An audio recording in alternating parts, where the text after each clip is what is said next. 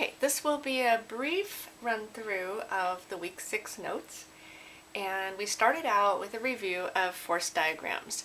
So we have the soccer puck sliding, so let's assume that it is moving to the right, and you need to draw a system schema diagram and a free body diagram. And then we had the picket fence falling. So the picket fence looks something like this. And it's falling with no air resistance. So once again, draw the system schema and the free body diagram. And then lastly, there's the third example. We have a ramp at a 60-degree angle with a cart rolling up the ramp with no friction. So draw the system schema and the free body diagram. So go ahead and pause the video, draw all of that, and then start the video again and check your work. Okay, so for the soccer puck, my objects are going to be the puck, the air, and the earth. And between the puck and the earth, I have a gravitational interaction. And between the air and the puck, you could call this a normal force. It's a little bit of a different kind of a normal force. You could just call it the force of the air, but that is a scrunchy type of a force. And there are no other objects that we need to include. And the free body diagram is going to be the force of gravity, which is due to the interaction with the earth, and the normal force, or the force of the air, I'm going to call it the force of the air, which is what is pushing up on it. And the puck is at rest vertically. It might be moving sideways, but vertically it doesn't have any motion. So we can conclude that these are equal in magnitude. And the other thing we did this week in class was we color-coded our diagram. So we said that this interaction, let's represent that with one color, and let's represent this interaction with another color. And this will become more useful later when we're looking at both forces produced by one interaction. So remember that each interaction involves two forces occurring. So the force of gravity here represents two forces. One is that there is a force of the earth pulling on the puck, but likewise there's a force of the puck pulling on the earth. So there's two forces. Now only one of those forces shows up in this diagram over here because this is only a diagram of the puck. And only one of those two forces is on the puck. The other force would be on the earth. So if we drew a free body diagram of the earth, you would see that other force drawn as an arrow. But we just have this one. So this is the force corresponding to that interaction for the puck. And then same thing for the air. The air is pushing up on the puck, but the puck is pushing down on the air. So there are actually two forces produced, but one is on the puck and the other one you would draw if you were drawing a free body diagram for the air. Okay, for the picket fence, we have the fence and we have the earth. And we have a gravitational interaction. And let's see, I'm going to color that red. And then our free body diagram would show the force of gravity due to the earth. And we color that red. Okay, the third example, we would have the cart and the ramp and the earth. There's no friction, so between the cart and the ramp we only have a normal force, scrunchy force. And between the earth and the cart we would have a force of gravity. So let's color code that. And then let's draw the free body diagram. That does not look like 60 degrees, but let's go with that. So here is the cart. Here is the force of gravity. When I have to draw a free body diagram on a ramp, I always like to make this force of gravity go all the way to the bottom of my sketch of the ramp, just because then I have some triangles to look at, which can help us figure out angles. And then the normal force will be perpendicular Okay, and the other thing we did with this one, after we color coded it, so let's color code this, is we figured out the angle of each of these forces, just because that will be useful sometimes. So if this is our 0 degrees, we want, this one's pretty easy to figure out, right? Negative 90 degrees. But this one, what is this angle? You might want to pause the video and see if you can figure out that angle using geometry, and then I'll do it. Okay, so figuring it out with geometry, this is 60 degrees. So you might recognize that this triangle and this triangle are similar. So this angle right here would be 60 degrees, and then this angle is 90. So 90 plus 60 would be 150 degrees. Or you could look at this triangle, and this is 90 degrees and this is 60, so since they have to add up to 180, this must be 30. But then this is a right angle, so that means this angle must be 60, since 60 plus 30 is 90. And then this is a right angle, so if this is 60, this must be 30. But then also this is a right angle, so if that's 30, this must be 60. So you can work your way around like that and figure out that angle. Okay, part 2, defining motion models and force models. So as we continue on, we're going to want to categorize the situations that we're dealing with in terms of what kind of motion is happening, what kind of forces are happening, or what's true about the forces. And it's nice if you look at the possibilities for motion. An object either has constant velocity or it has a changing velocity, right? There are only two possibilities. And we've already studied the constant velocity model. Now with changing velocity, there once again are only two possibilities. It's either changing at a regular rate, so it's changing the same way every second, or it's changing different amounts every second. Constant acceleration is the only kind of changing velocity we're going to be studying in this class. So when you're choosing what kind of motion model is occurring in the problem you're working with, it's either going to be constant velocity, or if there's a changing velocity, it's going to be constant acceleration. That's why those are in bold. And then with forces, there are only two possibilities for what could be true about the forces on an object.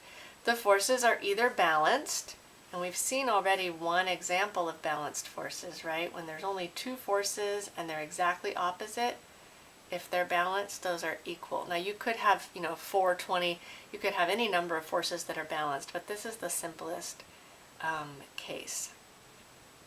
And actually, no forces would also be an example of that. And the other possibility is unbalanced forces, where they're not canceling out, where the sum is not 0. Part 3 is a review of constant velocity. And what we want to show here is that we can solve problems with equations or graphs. And that is because equations are just another way of representing information on a graph. It's just two different ways of representing the same information. So we have an example.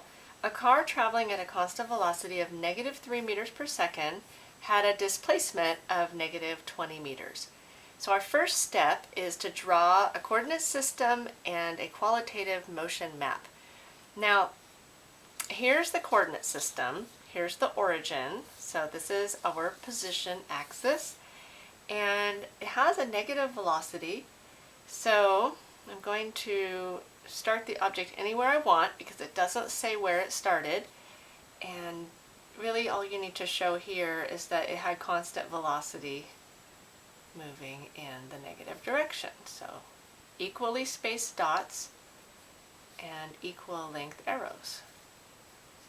And I'm not going to show the displacement on the motion map, I just want you to get the dots and the arrows here. Part B, sketch and annotate graphs. So this means you need to show, a sketch means you need to show the shape of the graph, and annotate means you need to label any numbers that were given, which is these two. So for the position time graph, I have it starting at the origin, and it's going in the negative direction, and it's constant velocity, so that's going to be a straight line. And let's see, negative 3 meters per second. How would that show up on a position time graph? That's going to be the slope. So to annotate that, you would just write the slope of this is negative 3 meters per second.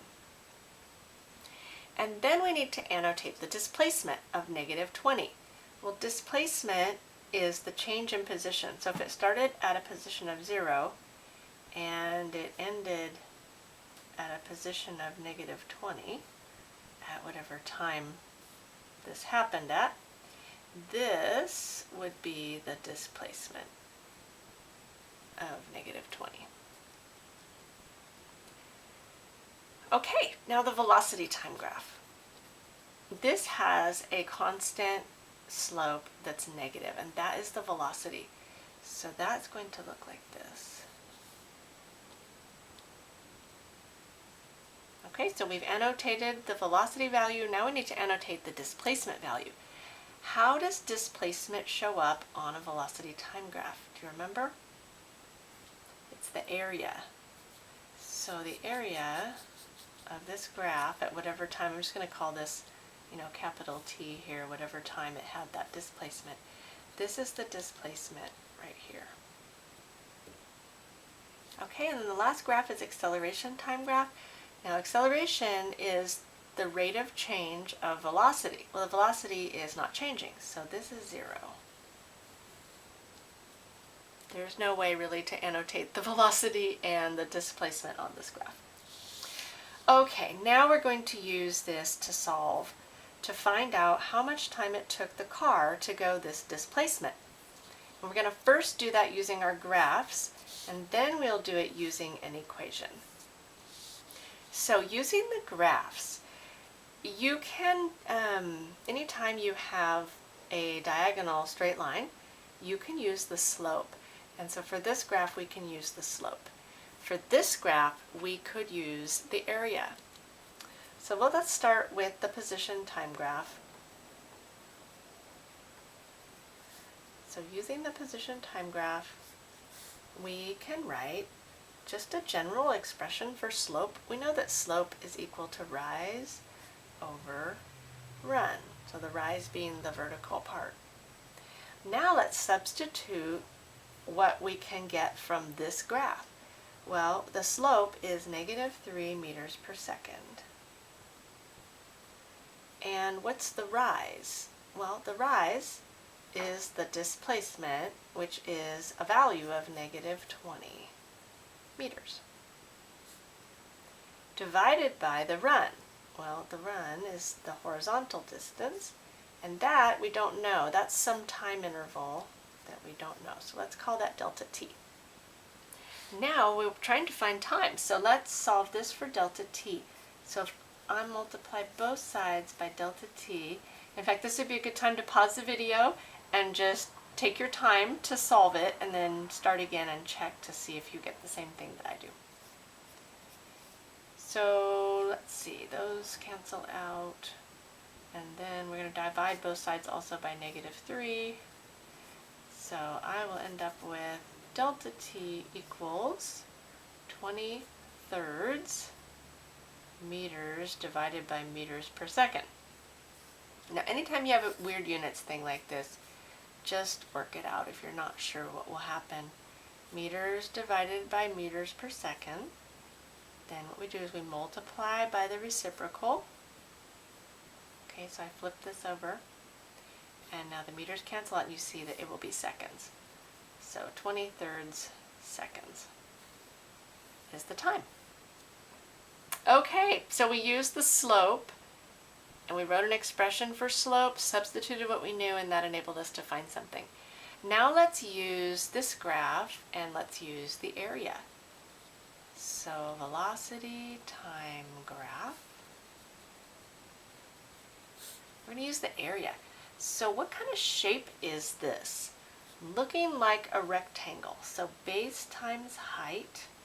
And now that we have the general relationship for area, let's put in what we know.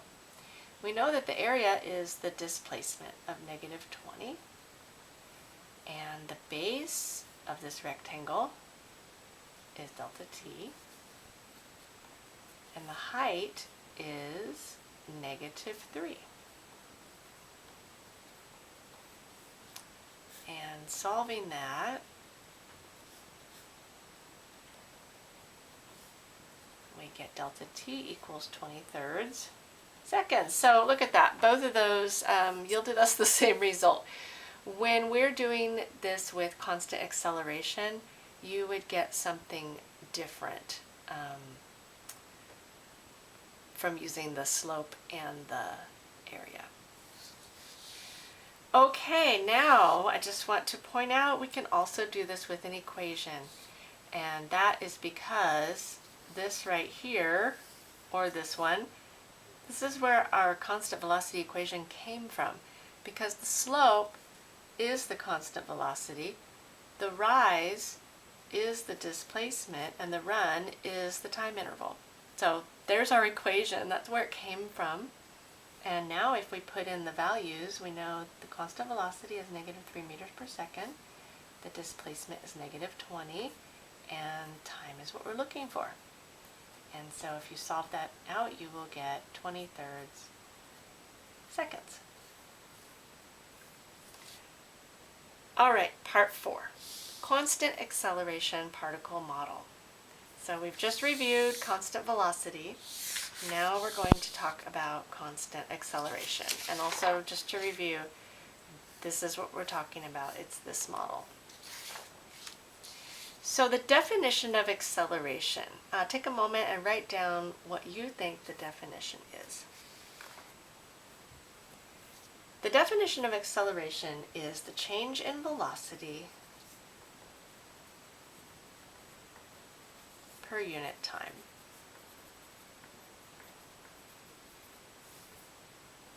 An object has accelerated if it has changed velocity.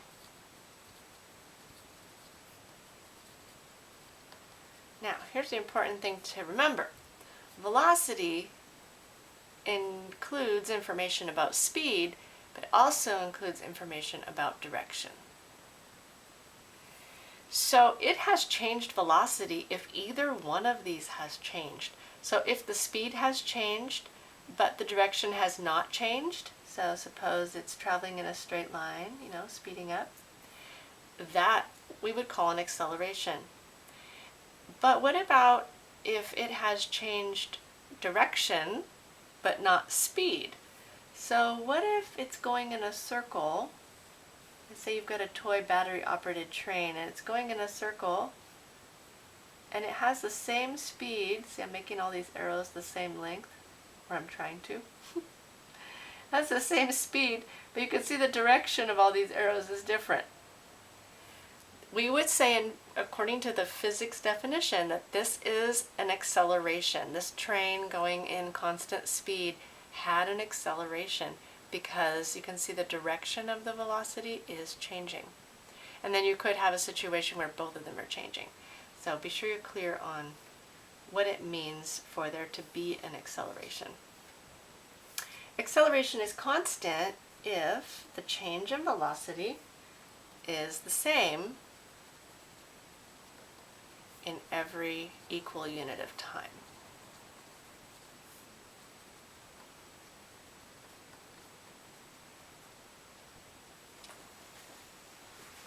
Okay, the next thing that we addressed was a review of both of the experiments that we did in the last week. So we have the motion of the ball on the ramp, which we did last week in class, and then we will review the motion of falling object with ticker tape, which you analyzed at home. So first, here, I would like you to get out your lab book, get out book 2, and find the experiment, and then come back here to the notes. And find your position time graph. In fact, let's go ahead and sketch these graphs. So when you find your position time graph, check and see, did you get a quadratic? And then find your velocity time graph and sketch it. And then let's also make an acceleration time graph. So because this has a constant slope, and the slope of the velocity time graph is the acceleration, this has a constant value here. So hopefully you discovered in this experiment that we have a quadratic relationship between position and time. And so what I want us to do on this motion map here is the first spot here is time 0 and the next dot is time 1.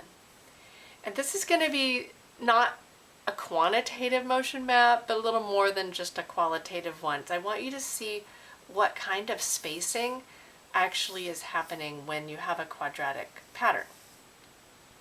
So with a quadratic pattern, we know that if the time is doubled, then the position is quadrupled.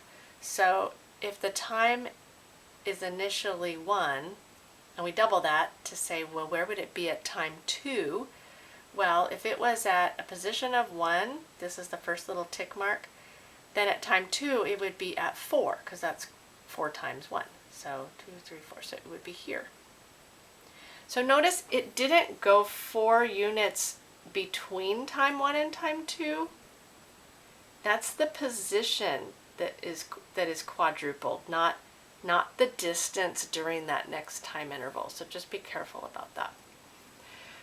Okay, then if we double this time, so then at time 4, where would it be? Well, if the time doubles, the position quadruples, so it would be at 16. So 5, 6, 7, 8, 9, 10, 11, 12, 13, 14, 15, 16.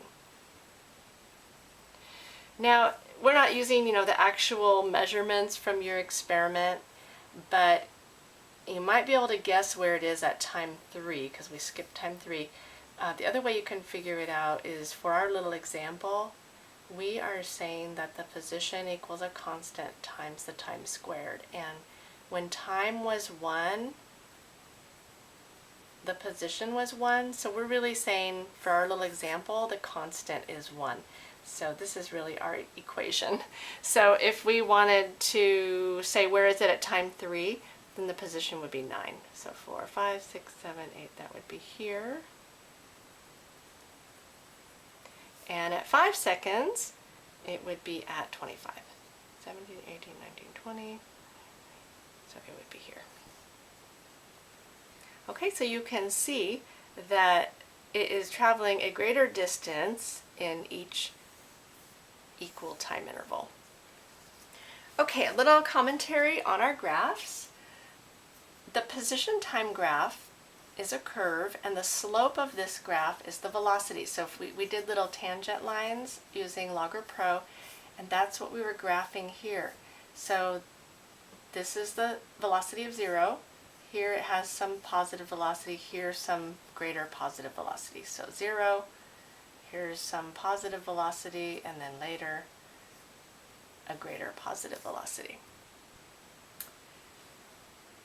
And I'll just point out here to just remember the velocity time graph, the slope here, the rise is the change in velocity, the run is the change in time. And so since acceleration is the ratio of the change in velocity to the change in time, this slope is the acceleration. Okay, sample mathematical models. Now I know these are not the actual values that came from that video analysis. So I actually think this was more like 19.5. So I am actually just going to change this right now to 20. And I'm going to change this to 40. That will be a little bit closer to the numbers that you had. So notice this is quadratic and this is linear. So this is describing that graph and this one is describing this graph. Okay, these are the questions that you have already answered in your lab notebook. We did not go over these in detail. Let me know if you have any questions about any of these. The one we did discuss was brainstorming 2 factors that might affect the value of the constant. So if you look in your lab notebook at your answer to number 3, some of the ideas that people had, and we didn't talk about whether they were, what would actually happen if you did this, but ideas were you could change the gravitational field strength, you could change the angle of the ramp, and you could change the mass. And there were thoughts that maybe some of those might change the constant. So There's 3 more experiments that could be done. Okay, then we talked about the velocity time graph. What was the slope? These are also, you answered these already in your lab notebook. We picked up in class with this one, number 6, what was the acceleration of the ball? And that comes from your mathematical model. And I'm going to just use this example. For my example, my acceleration was 40 centimeters per second squared. And then we talked about why is it positive? Well, this means that the velocity is changing 40 centimeters per second, changing by positive 40 centimeters per second every second. And the reason this acceleration is positive is because the velocity is becoming more positive. Now I know that's a little bit of strange grammar, but I find this useful language for thinking about accelerations. And I'm going to draw here a number line. This is not the position of where something is. This is just a velocity number line. You could think of it kind of like a speedometer in a car, but it's showing the velocity. This is, if an object is at rest, we would put a dot here. If it's moving in the positive direction with a slow speed, we would put a dot here. These are our positive velocities, and these are negative velocities. If it's going faster in the positive direction, we would mark that here. If it's going in the negative direction, we would mark it over here. And even faster in the negative direction would be here. So maybe you could even put, you could even put numbers on here. You could say, this is, let's just say this is 40 centimeters per second. This is 80 centimeters per second.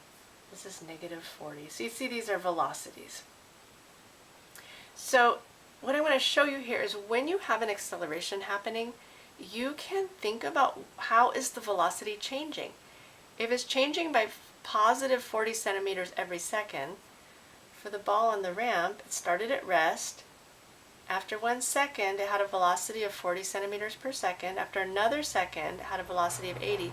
So you can see that the velocity is becoming more positive. Any movement to the right on this number line means the velocity is becoming more positive. So you could also have a positive acceleration if you had an object that had started with a velocity of negative 80, that means it's going really fast in the negative direction, and then a while later it's going negative 40 centimeters per second. So now it's still going in the negative direction, but it's going slower, and then it stops. So it has slowed down while traveling in the negative direction, but you can see that the velocity was becoming more positive, and so that is a positive acceleration. Really think about that. It can be tricky, but you have to think about how the velocity is changing. Okay, what is the meaning of the constants in the mathematical model? What would be the generalized models? So we're going to do the velocity one first. Velocity is 40 centimeters per second squared times time. We've already talked about the fact that this is the acceleration. So our generalized model would look like this. This is only going to work when the initial velocity is 0. So this is a generalized model, but it still only applies in some situations. Okay, and then our position model. You notice that this has units of acceleration, but we know that this number is not the acceleration because you know the acceleration was 40 or 39 or whatever you had. Turns out, and you might see here a relationship, if you see that this is half of that, this actually is, this constant here is half of the acceleration. So this is our generalized model. And once again, this only works if the initial velocity is 0. Okay, our other experiment. Motion of the falling object with a ticker tape experiment. So once again, in your lab notebook, find your graphs, maybe pause the video, find your graphs and sketch them in, and then continue with me. Okay, your position time graph should be looking like this, and your velocity time graph like this. And acceleration time graph you didn't do at home, but it would look like this. And the reasoning being, remember, velocity is the slope of the position time graph. So slope here is 0, so velocity is 0. Slope here is negative, so velocity is negative. And slope here is very negative, so we have very negative. These should actually be equally spaced, but actually they don't have to be equally spaced, do they? Just depends on where I drew my tangents. Then the slope of this is going to give you acceleration. And that's because, remember, rise over run? The rise is the change in velocity and the run is the change in time. That's the definition of acceleration. Okay, then we have our motion map. And I'm realizing that we did not draw the motion map for the other one. So let's just quickly go back there and do that. You will need a ruler for this. So get yourself a ruler.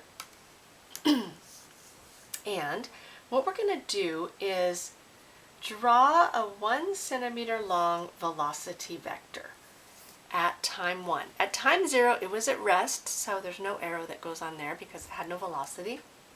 Draw a 1 centimeter long velocity vector here. Now, the question is, how long should you draw a velocity vector for time 2? Well, if the velocity is changing the same amount every second, which is what constant acceleration means, it means that this change in every equal unit of time, the velocity changes the same amount. If it went from 0 centimeters to 1 centimeter, then it changed by 1 centimeter, the length of it. So then the next one, if it's 1 centimeter here and it changes by 1 centimeter, increasing by 1 centimeter, this one's going to be 2 centimeters long. And now if it starts out as 2 centimeters long and it changes by 1, it's going to be 3.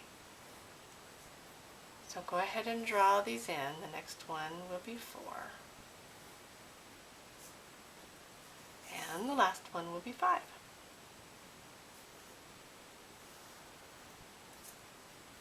Okay? But what I really want you to notice here is that in equal intervals of time, the velocity is always changing by the same amount. It's always increasing by this equal piece. That's what constant acceleration is. So let's draw our motion map over here. Once again, for a falling object, it's quadratic, so it's going to be the same as on the other side. So this is at 1, the next dot would be at 4. 2, 3, 4. And the next one would be at 9.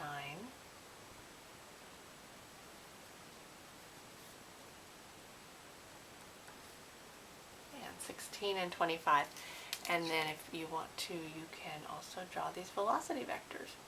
So this one, 1 centimeter, goes from nothing to some velocity, and then it's going to increase by that same amount now in the next unit of time.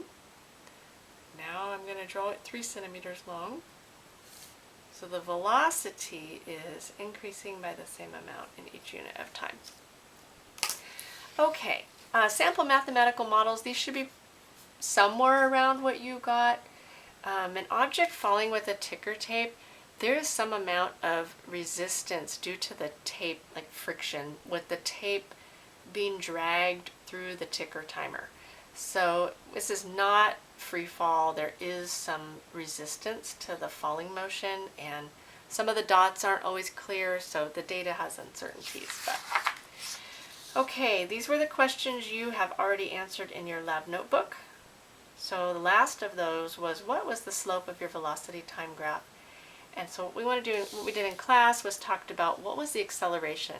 For my example, it's negative 9.4. You can fill in whatever yours was. And the question, why is it negative? The object's speeding up, so shouldn't the acceleration be positive? So in everyday use of this word, we say it's accelerating if it's speeding up, and we say it's decelerating if it's slowing down. In physics, we pretty much only talk about acceleration, and that has to include things speeding up or slowing down. So it's speeding up. Why is it negative? We would think, speeding up would be positive. So once again, our little velocity, it's like a speedometer, remember, we can call it a velocitometer, is useful.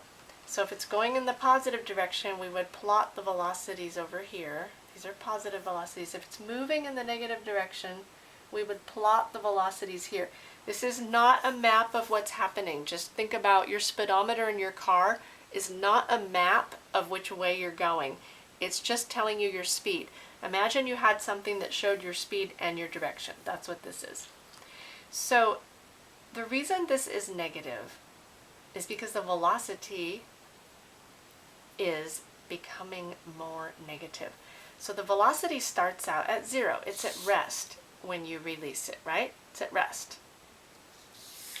But then after a little while, right, once it starts falling, it has a negative velocity. So it's going slow, but it's going in the negative direction. So we would plot that here. Slow, but moving in the negative direction. Then a little while later, right, still going in the negative direction, but it's going faster. So that's here. If you notice what is happening to the velocity change, it's changing to become more negative. Any movement this way on your velocity, your velocitometer tells you that there is a negative change in velocity. Okay, and meanings of the constants, it's going to be just the same as on the other side. So this is going to be acceleration times time for this one. And then for position, whoops, we had y. Do you see once again that this constant is half of the acceleration? So this is 1/2. There's the generalized model.